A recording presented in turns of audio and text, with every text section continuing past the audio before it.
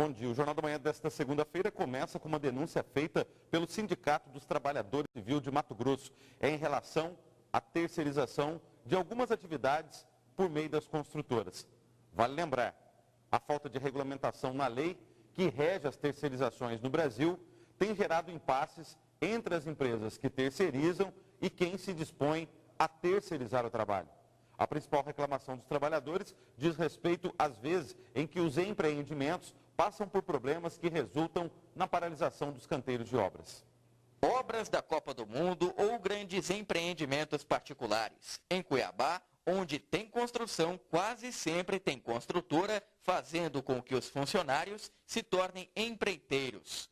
A pequena empresa aberta como empreiteira fica responsável por executar uma parte da obra, além do pagamento dos funcionários. Mas a prática, na maioria das vezes, não dá certo.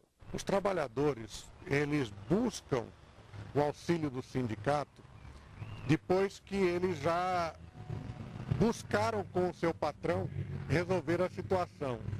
Como o patrão não tem condições de resolver a sua situação, porque o patrão normalmente é um colega dele que virou um pequeno empresário, né? Então ele busca o sindicato. E aí o sindicato ingressa com uma ação trabalhista, trazendo aquela tomadora do serviço para o polo passivo da ação, porque aí quem vai responder?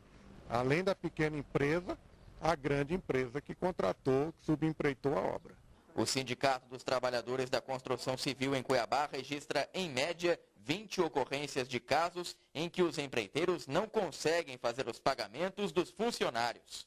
Nestes casos, a assessoria jurídica entra com a ação judicial pedindo a responsabilização subsidiária das construtoras.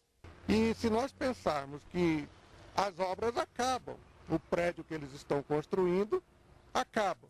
E aí, o que eles vão fazer? Ele vai ter que demitir os seus trabalhadores. E aí ele vai ter que arcar com toda a rescisão de contrato desses trabalhadores.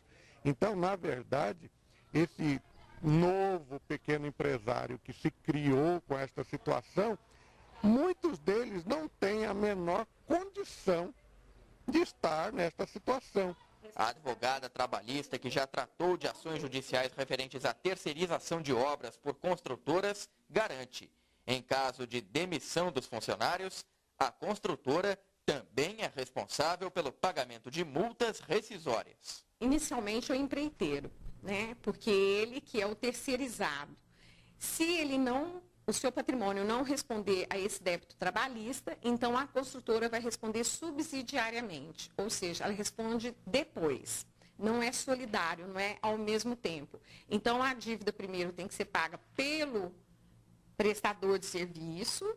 Se ele não responder, aí sim vai para o tomador de serviço, no caso a construtora. Ainda segundo a advogada, nenhum trabalhador pode ser obrigado a abrir uma pequena empreiteira sob a ameaça de demissão. Ele tem a livre vontade de ser sócio ou não. Agora, essas sociedades que são sociedades falsas, ilícitas, também isso é plenamente percebido pela Justiça do Trabalho e, na verdade, a gente sabe que aquele empreiteiro, aquele empresário que não tem condições de o ser, né, porque, como você me perguntou aqui, ele não consegue nem honrar os direitos dos seus funcionários, a gente percebe que a construtora que faz esse tipo de proposta, ela está buscando uma forma de desviar das suas obrigações trabalhistas. O presidente do Sinduscom defende as construtoras e diz que a prática de terceirização é legal, já que oferece oportunidade de crescimento profissional aos novos empresários que souberem administrar as finanças. Se a pessoa